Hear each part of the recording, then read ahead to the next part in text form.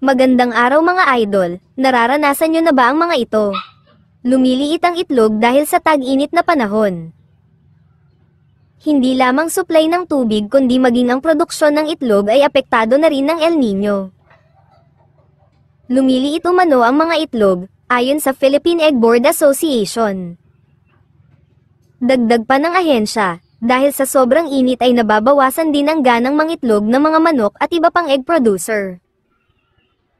Generally, lahat ng farm producer ay nakakaranas na ng problema sa sobrang init.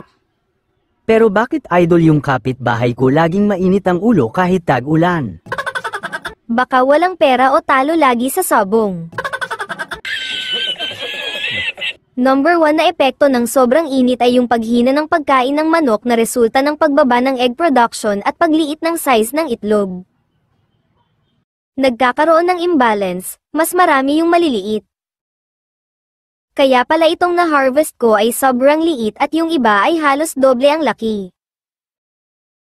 Parang bang binalutan pa ng itlog ang isang itlog. Okay. Ikaw idol, nararanasan mo ba ang mga ganitong problema sa iyong farm? Comment down below. Ingat and happy farming with heart!